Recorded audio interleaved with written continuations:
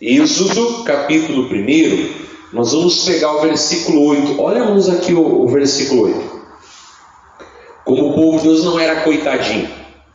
Êxodo, capítulo 1, versículo 8 fala assim: depois levantou-se um novo rei sobre o Egito, que não conhecera a José.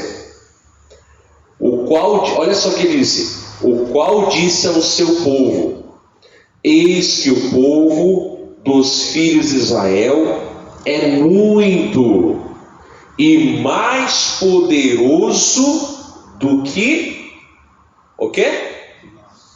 Do que nós. Você viu que o inimigo está reconhecendo? Eles são mais poderosos, são mais fortes, eles são mais capacitados do que nós. Mas olha a estratégia dele. Versículo 10. Eia, usemos sabiamente para com ele, para que não se multiplique e aconteça que, vindo a guerra, ele também se ajunte com os nossos inimigos e peleje contra nós e suba da nossa terra. Ali mais ele falou, né? E se um dia eles fizerem rebelião com os nossos inimigos, nós estamos ralados, pessoal. Acabou pra gente. Olha o faraó falando sobre o povo de Deus. Amém? E aí no versículo 11 fala assim: e os egípcios puseram sobre eles maiorais de trabalhos. Para quê? Para os afligirem com suas cargas. E aí depois fala: e edificaram para Faraó cidades de tesouro, Pitom e Ramsés. Você viu o que o inimigo fez, irmãos? Começou a dar trabalho para eles, começou a tarefar eles, começou a colocar carga para eles. Eles começaram o que, irmãos? Edificar coisa para os outros, porque a cidade não era para eles, a cidade era para quem? Era para o faraó. Então você viu que quando o inimigo quis que o povo de Deus não entendesse o seu potencial, quando o inimigo quis que o povo de Deus, né, irmãos, não oferecesse perigo, o que ele fez, irmãos? Ele não fez porque o povo era fraco, mas ele fez porque o povo era forte. Ele não encheu eles de trabalho porque eles eram fracos, mas porque eles eram fortes. E com medo que eles despertássemos, ele foi o quê? E usou ali, né, de malandragem. Assim como nós falamos. E aí não adiantou? Não adiantou não. O versículo 12 fala assim, ó: mas quanto mais os afligiam, isso aqui é a palavra para nós que fazemos a obra, que somos crentes. Quanto mais os afligiam, tanto mais se multiplicavam e tanto mais cresciam, de maneira que se enfadavam por causa dos filhos de Israel. Não adiantou, né, irmãos? Depois nós vamos ver ali que daí ele foi e colocou mais sofrimento ainda sobre o povo. A gente sabe que foi assim que começou a escravidão no Egito, né? Eles foram lá por causa do José, ficaram na melhor terra, estava bom o negócio lá, mas o que era ali, irmãos? Deus não tinha prometido Gozém para eles. Deus tinha prometido o quê? Canaã. Então estava tão bom o negócio lá, estava tão confortável, eles estavam crescendo tanto, irmãos, que os inimigos começaram a ficar com medo. E se Deus até não permitisse colocar ali aquele sofrimento, quem sabe estava até hoje lá, sem tomar posse de Canaã e no Egito, porque estava bom o negócio. Então você vemos que aqui é uma das partes, tem várias, né? Que é onde o inimigo que ele tinha medo. A gente podia falar do Balaão, porque Balaão foi contratado lá, para tentar amaldiçoar o povo. Está cheio de história na Bíblia, onde os inimigos vieram por causa de quê? Por causa do medo. Eles tinham medo. Então eles agiram de tal maneira para que o povo de Deus ficasse aprisionado. É que igual aquela história do elefante, não, que às vezes você cria desde pequenininho com uma correntezinha, que ele tenta e não consegue quebrar, e ele vai crescendo, baita bichão naqueles lá, fica às vezes preso ali. Ele pode arrombar aquilo se ele quiser, mas é que ele já tentou tanto e não conseguiu que ele desistiu. Mas se quiser, você arrebenta. É igual aqueles leões de circo, né? Que a gente vê a mensagem. Não, o cara, né, levou um tapão naquele bicho, ele desmonta, mata na hora. Se aquele bicho der uma força mesmo, mas ele fica lá amestrado, alguém adoçou ele, né? Ele tem uma capacidade muito grande, mas ele é dócil, né? Mas ele tem o potencial de matar um humano se ele quisesse, ou até se ele entendesse. Mas como ele foi nos levado ali no doce, ali, ficou amestrado, ele está ali, né? Mas ele tem potencial para oferecer perigo. Assim também foi o povo de Deus. A gente sabe que a escravidão durou 400 e poucos anos, até eles clamarem realmente por Deus, né? Mas a escravidão começou o quê? Exatamente porque o inimigo olhou para eles e sentiu medo. E hoje nós sabemos o quê, irmãos? Depois a gente vai destrinchar a mensagem um pouco mais. Que a mesma coisa é o que, irmãos? É hoje o que? A palavra de Deus a nosso favor. Se eu te mantemos no emocionalismo, o diabo vai prender você e você não vai vencer. Né? Ah, irmão, coitadinho, coitadinha, você está sofrendo, pobrezinho. Irmão, pena não liberta ninguém. Agora, se eu começar na palavra, Bíblia, amém? Começar a mostrar de Deus o potencial para você, você se levanta e vira uma bênção. Mas agora se a gente ficar com desculpinha, né, coçando a cabeça, no tapinha, é muito legal, é muito bonito, fica muito legal, muito confortável, mas eu seguro o meu povo aonde, irmãos? No emocional. E o meu povo não cresce nem na fé e nem emocionalmente. Sabe? É sempre aquela igreja banho-maria, aquele povo fraquinho, sabe?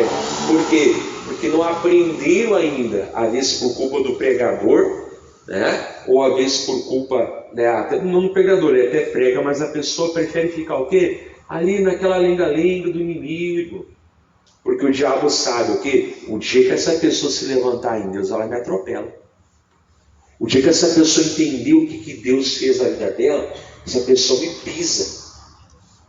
Então o que eu vou tentar? Eu vou tentar atrapalhar, vou tentar fazer coisas para que ela não consiga enxergar, para que ela, ou ele, né, não consiga ver o que? O poder de Deus. Por isso que eu falei, nem os evangelhos, irmãos, Jesus nunca tratou ninguém como coitadinho.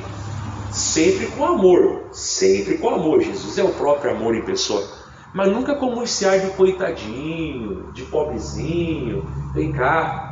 Leia a Bíblia, leia a Bíblia. Nunca fez isso. Porque ele sabe o que, irmãos? Se a pessoa ficasse ali como coitadinho, naquele emocionalismo, a pessoa nunca ia crescer. E é o que o inimigo fez aqui. Vamos tentar distrair eles. Se esse povo acordar, se esse povo se juntar, esse povo vai atropelar a gente. Vamos fazer alguma coisa antes. Vamos, como eu falei, vamos dar um passo antes, porque se ele despertar, nós não. Claro, o povo de Deus não queria tomar conta do Egito. Eles não iam fazer isso. Né? O povo de Deus não ia querer tomar o lugar de Faraó. Eles nunca quiseram isso. Nunca quiseram. Não era, né? Mas ele tinha medo. Esse povo aí faz o que quiser comigo. Olha, vamos dar um jeito aí. É até engraçado. Agora nós vamos ver. Você está um pouquinho para frente aí. Êxodo, Levítico, Números. Números capítulo 13. Em nome de Jesus. Então, Números capítulo 13. Então, quando você ouve uma mensagem, você quer ouvir que você é coitadinho, como o faraó tem pisado em você, maltratado em você, ou você quer ouvir falar da força que teu Deus te dá para atropelar o faraó?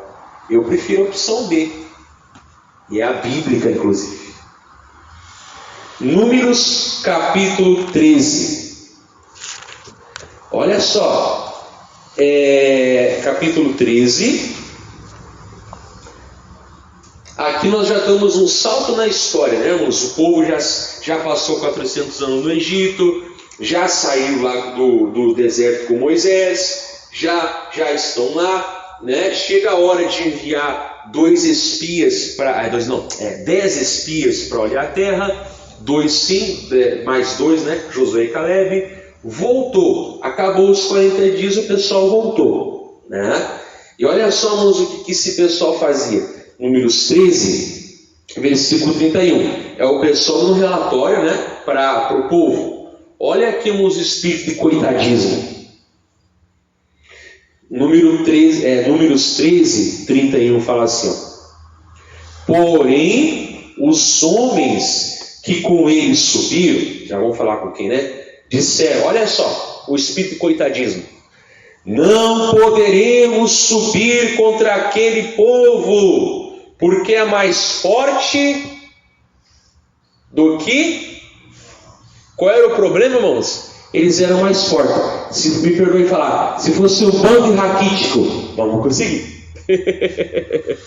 Mas qual era o problema? São mais fortes que nós. Amém? Grave isso. 32.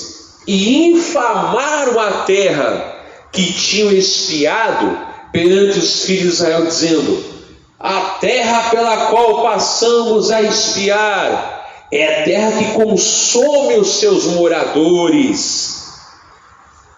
E todo o povo que vimos no meio dela são homens de grande estatura. Qual era o problema? Grande estatura. Me perdoe falar, se fosse um bando de Zaqueu nanico, vamos lá, gente! Amém? Você viu o que é andar por fé e o que é dar por vista? Ah, eles são grandão. Então, se fosse um bando de anãozinho, não tinha problema. Ah, os camaradas são fortes. Então, se fosse um bando de raquítico, botar as pedras no bolso para o vento não levar no vento, não levar embora. Vamos lá. Você viu o que é andar por fé e o que é andar por vista? É literalmente, irmãos, andar por vista. O problema era a força dos inimigos. O problema era a altura dos inimigos. Se fosse tudo baixinho, raquítico, a vitória era a gente. Aí que tá. Qual o problema, né, irmãos, lá quando Golias atacava o povo de Deus? Era o tamanho de Golias. Se ele tivesse a metade do tamanho dele, 1,50 m, mas fosse 10 vezes mais forte, o povo tomava uma sova do mesmo jeito. Mas quem sabe, né? Olha, 1,50 m, vamos lá, gente, não farem sombra. E tomar um vareio. Lembra depois ali, no próprio Josué, a cidade de Ai, que era bem pequenininha, e tomaram um vareio. Porque foram pelos olhos, mas tinha pecado no meio do povo. Então não adianta, irmãos. Ele está mostrando aqui para nós que o problema era o quê? O tamanho dos inimigos. Que o tamanho era a força dos inimigos. E olha só, olha que forte, versículo 33. Também vimos ali gigantes, filhos de Anak, descendentes dos gigantes. Olha o que eles falam agora. E éramos aos nossos olhos como gafanhotos, e assim também éramos aos seus olhos. Irmão, quando eles olhavam para nós éramos gafanhotinhos, pequenininhos, ai de mim. E quando a gente se olhava para eles, nós também nos achávamos aqui como gafanhotos. Eu falava hoje, irmãos, alguma coisa está errada quando o povo de Deus aprende a concordar com o diabo. Tu é pequeno, insignificante. Eu sou. Alguma coisa está errada. Alguma coisa está errada, irmãos, quando o povo de Deus começa a concordar com o diabo. Tu não vale nada, seu insignificante. Tu é pequenininho. Eu sou gafanhoto. Pelo amor de Deus. Não. Se eles xingassem, seus bandos de gafanhoto. Não somos não. Nós é de Jesus, né? De Deus, né? Mas não, eles concordam. Alguma coisa está errada quando o povo de Deus começa a concordar com o diabo. E a chama de humildade isso. Irmãos, humildade é você se fazer pequeno aos olhos de Deus, não aos olhos do diabo. O nome disso é escravidão. Nós temos que nos humilhar debaixo da potente mão do Senhor, não da maldosa mão do diabo. A gente tem que se humilhar para Deus, irmãos. Lembra a pregação da semana passada? É necessário que Ele cresça e que nós diminuamos. Não fala que é necessário que nós diminuamos aumentando Satanás. Nós temos que diminuir dando glória para Jesus. Não é orgulho concordar com Deus. Como também não é humildade concordar com o diabo. Olha, a terra é muito poderosa, devora os seus moradores. Coitados, não sabia, né? Deus mau foi dar Canaã para o povo. Pare, irmão. Claro que não. Amém? Olha, eles eram fortes. Deus mau, o senhor não sabia disso? Pare, irmão. Eles eram grandalhões. Deus mau, o senhor não sabia disso, não? Irmão, conta outra. Deus sabia de tudo isso. Que o pessoal era grande, que o pessoal era forte, né? Que o pessoal ali tinha dificuldade para entrar em Canaã. Mas se Deus deu a terra, irmãos, vamos e aproveitamos. Não é orgulho concordar com Deus. Como também não é humildade concordar com o diabo. Seu gafanhoto, só mesmo. Para com isso. Olha a diferença, irmãos, do que o Josué, aqui o Caleb disse, né? O versículo 30, olha só. Caleb viu o mesmo gigante, Caleb viu tudo, irmãos. Olha como é que fala um vencedor. Versículo 30. Então Caleb fez calar o povo perante Moisés e disse, olha como é que fala um vencedor. Subamos animosamente. Olha como é que é um vencedor falando. E possuamo-la em herança. Glória a Deus. Né? Porque certamente prevaleceremos contra o quê? Contra ela. Amém? Você viu o vencedor falando? Você viu um humilde falando? Você viu alguém que conhece Deus falando? Tanto é que você conhece a história, irmãos. Quem entrou em Canaã foi quem? Apenas Josué e Caleb. Esse povo que murmurou morreu no mesmo dia. E aqueles murmuradores que queriam voltar para o Egito, você veja lá o Êxodo 14, né? Todos eles nos ficaram 40 anos dando literalmente volta no deserto até morrer o último, né? Só entrou Josué e Caleb, resumindo a história, né? Os que tinham naquela época 20 anos para baixo e os que nasceram no deserto e se mantiveram fiéis. Eles entraram em Canaã e os outros não. Mas a culpa era do gigante. Vamos ver se era mesmo? Mas a culpa é que os camaradas eram fortes demais. Será que era mesmo? A culpa era das dificuldades. Será? Vamos ver alguém lá de dentro. Você está em Números, vai um pouquinho para frente aí, Josué capítulo 2. Um pouquinho para frente, irmãos.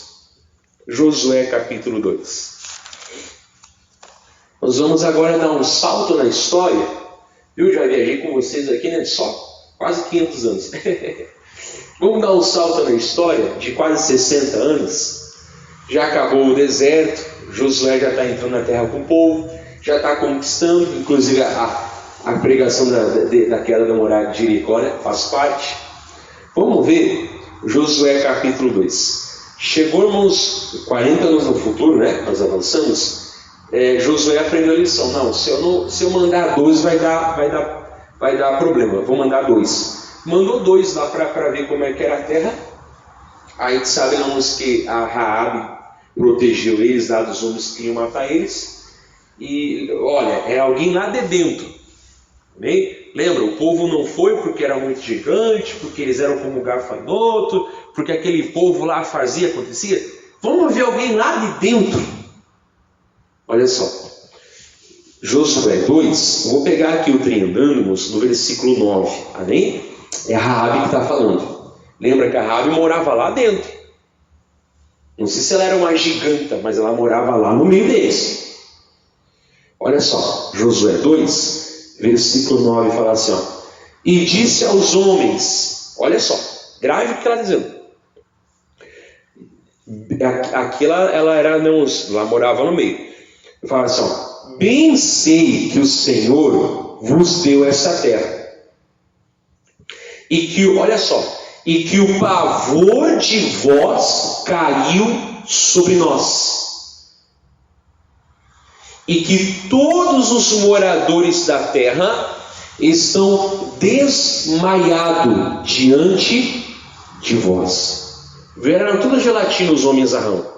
Olha aí. Sabe aquele povo lá que eles ficaram com medo, tal? É esse povo aqui que a Raabe está dizendo. E ela morava lá. Ela era um deles. Talvez não fosse uma giganta, mas morava lá. Olha só. 10. Porque temos ouvido que o Senhor secou as águas do Mar Vermelho. Quanto tempo fazia isso, irmãos? Fazia mais de 40 anos.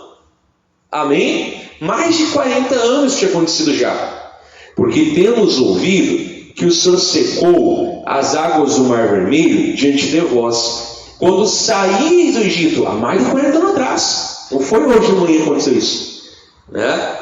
O que mais? E o que fizeste aos dois reis dos amorreus, a Seom e a Og, dois gigantes inclusive, amém?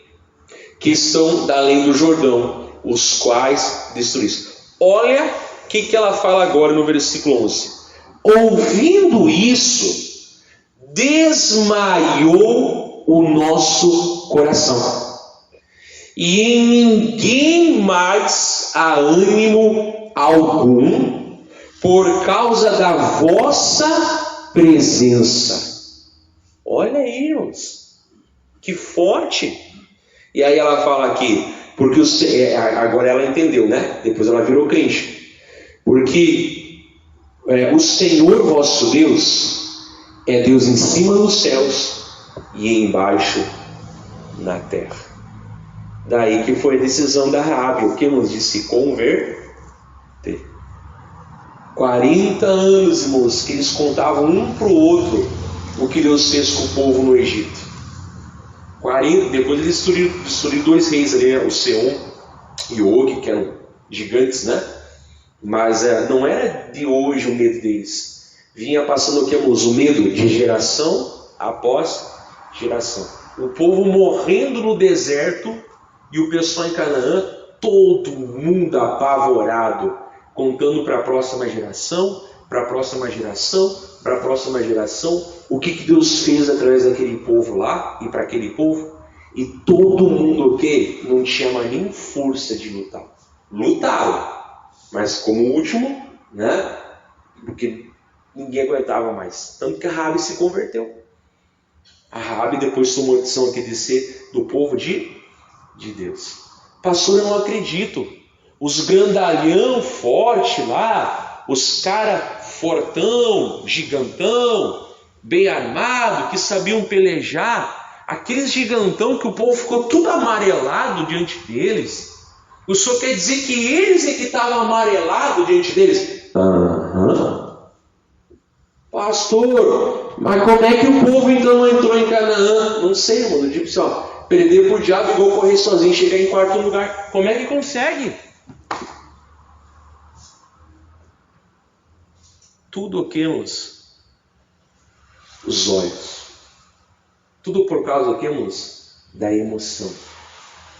Tudo por causa do que, irmãos? Do sentimento. Mas você vê que Josué e Caleb, o que, irmãos? Arrasaram aquele povo lá. Eles lutaram, resistiram, amém? Mas você viu que a Raabe falou? Está todo mundo aqui apavorado, só se fala nisso, só se fala do que Deus fez com vocês. Mas fazia tempo já, anos, só se fala do que Deus fez. Olha, pessoal, os homens aqui estão tudo apavorados. Olha, ninguém tem ânimo para mais nada, está todo mundo aqui apavorado. Que coisa, não? Primeira vez que eu li com calma esse texto, né, eu falei, não, mas eu estou entendendo errado. Pera aí, deixa eu entender. Eu li de novo, parei. Assim, meu Deus, mas esse aqui é o povo que tirou eles de Canaã. Quem disse que, né? E Deus colocou, quem disse que foi o povo que tirou eles de Canaã? Quem tirou eles de Canaã foram eles mesmos. Porque depois, na hora de tirar aquele povo, eles conseguiram. E aí, irmão? É o que eu falo, irmãos. É o que o diabo vai tentar. Deixar você na emoção, na visão, no olhe para mim, cuidado de mim. Já viram como eu sou gafanhotozinho? É, gafanhotozinho. Para com isso. Quem vem aqui nos meus cultos sabe. Agora você vai ser o fracasso de Deus. Na tua vez, o diabo vai fazer uma coisa tão grande que Deus não consiga desmanchar. Você vai ser o fracasso de Deus. Na tua vez, Deus vai conhecer o fracasso para o diabo. Não, pastor. Que coisa forte falar isso. Mas eu estou falando sobre açucarado, você não muda nada de ninguém. Tem que mostrar para a pessoa quem é Deus. Tem que mostrar para a pessoa que amor é levantar a pessoa e ela vencer Satanás e atropelar o diabo. Não é ficar dando tapinha nas costas, coitadinho, pobrezinho. Gigante me chamou de gafanhoto. Chamou, poxa, olha aqui, gafanhoto, para com isso, irmão. Não. E Josué e Caleb, o que, moço? Eu amo a história de Josué e Caleb, não?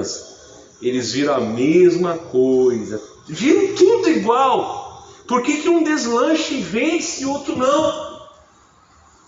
Eles tinham o que, moço? Eles tinham a palavra de Deus.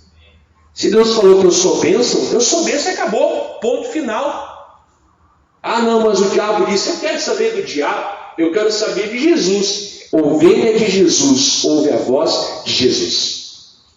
Eu quero saber do diabo. Se Deus falou onde botar quando teus pés tu é bênção, eu não posso ser outra coisa. Aonde eu botar o meu pé tem que ser bênção. E ensinar o povo a ser abençoado e deixar uma bênção para aquele povo depois que eu for embora. Não posso ser outra coisa. E glória a Deus. Faz 20 anos que eu provo isso e não mudou. Então, assim tem que ser a nossa vida, amém? Ficar na palavra de Deus. Senão ele vai tentar segurar, amarrar. Ah, não, vou tentar tarefar, que eu vou tentar distrair essa pessoa. Que daí ela, não, foi o que o faraó tentou fazer. Esse povo é muito forte. Aí eu estou com medo deles. Rapaz, se eles se levantarem, acabou. Eles não queriam tomar um trono de faraó, né? Mas o faraó falava assim, olha, vamos tentar. Você viu depois ali o povo, né? Ah, pessoal, né? Coitado de nós, ai de nós, pobrezinha de nós. E o gigante, verdade. Mas o gigante assim, os gigantes não nos deixaram entrar em Canaã. Eles falam, mentira, foi tu que nem tentou. Porque a Rabi depois falou assim, ó, pessoal, tá todo mundo apavorado aqui dentro. Quando a gente ouviu o que Deus fez lá no Mar Vermelho, o pessoal desanimou todo mundo aqui. E só fazia uns 40 anos que aconteceu isso. Quando a gente ouviu o que vocês fizeram com o rei Og e o rei Seon, que eram os gigantes, né? Olha assim, ó, o nosso coração assim, ó, virou todo gelatina. Volto a falar, eu não sei se Raabe era uma giganta, mas que ela morava no meio deles, morava. E ela se converteu. Bem, linda história de Raabe. Vamos terminar? Nós vamos agora lá para o Novo Testamento. Segunda carta aos Coríntios, capítulo 4. Versículo de número 7. Fala assim, ó. Segundo aos Coríntios 4, versículo 7. Temos, porém, esse tesouro em vasos de barro. Agora na nova aliança, amém? Para que, irmãos? Para que a excelência do poder seja de Deus e não de nós. Até eu falava hoje, né? Se eu pegar aqui tem um vaso, não é de barro, mas de cimento, né? Se eu pegar aqui $1 milhão, eu não tenho, né? Mas se eu pegar aqui $1 milhão e colocar, né? Ou 1 milhão em barras de ouro, que vale mais do que dinheiro, né? Mas se eu pegar aqui $1 milhão e colocar no vaso, quanto que vai ter, irmãos? 1 milhão. Então Então quer dizer que $1 milhão na minha mão, fora do vaso, e $1 milhão dentro do vaso é a mesma coisa. O fato do vaso ser de barro não influencia em nada, porque o que vale é o quê? É o valor. Não é verdade? O que vale é o valor. Então 1 milhão fora do vaso ou 1 milhão dentro do vaso é a mesma coisa. Deus no céu fora de mim é a mesma coisa que Deus entrar em mim. Ou Ele entra em mim faltando peça. Ou as minhas fraquezas são mais poderosas do que Deus. Ou Deus a entrar em mim ficou fraco com a minha fraqueza. Então Ele é o Deus quase todo-poderoso. Se Ele é o príncipe da paz no céu fora de mim, Ele não vai deixar de ser o príncipe da paz dentro de mim. Ele continua o mesmo. Se Ele é o rei da glória no céu fora de mim, Ele vai deixar de ser o rei da glória dentro de mim? Não. Mas eu sou um vaso de barro. Mas o que importa é o tesouro que foi colocado, a presença de Deus. E como é que esse vaso ele vai andar? Sabendo que ele é frágil, mas que tem um grande tesouro dentro dele. Ele vai andar o quê? Não vai andar orgulhoso, mas vai andar faceiro, porque ele sabe o quê? Que um grande depósito foi colocado dentro dele. Amém? É dali que vem a paz. A pessoa fala, né? A resposta que tu precisa está dentro de ti. Não. Se tu é crente, né, Deus está dentro de ti. Aí realmente, né, Ele é o príncipe da paz. Ele é tudo que Ele é fora de mim. Como é que Deus vai entrar em mim faltando peça, faltando qualidade? Como é que a minha incapacidade e pequeneza vai influenciar o Deus Todo-Poderoso? Então Ele é o quase Todo-Poderoso, porque Ele acabou de deixar um desafio, entrar em mim e continuar a ser forte. Ah, irmão, conta outra. É igual a criptonita do Superman, né? Bate todo mundo. Vocês vão ver uma pedrinha verde, puf, morri. Eu sou a criptonita de Deus, pastor. Com certeza. Você é o fracasso de Deus, então. Você é a pessoa onde Satanás vai rir de Deus. Eu não sei se isso é coitadismo ou se é orgulho. Acho que é as duas coisas. Para com isso, irmão. O tesouro está dentro de Deus. É Ele que... Um dia a gente vai ter esse corpo aqui, não é pregação para hoje, a gente vai ter esse corpo glorificado, amém? Mas enquanto eu não tenho, obrigado, Jesus.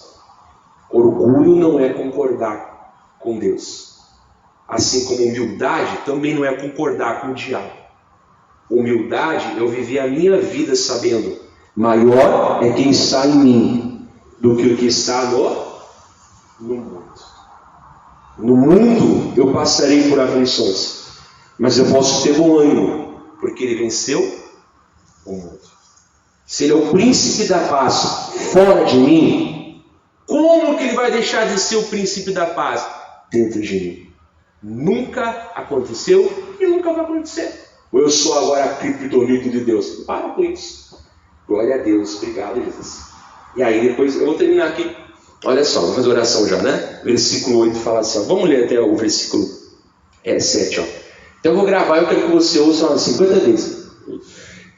Temos, porém, esse tesouro em vasos de barro, que é o nosso corpo, né, amor? As nossas limitações, amém? A nossa fraqueza. Para que a excelência do poder seja de Deus e não de nós. Aí ele começa a falar aqui, ó. Em tudo somos atribulados, mas não angustiados. Perplexo é boca aberta, né?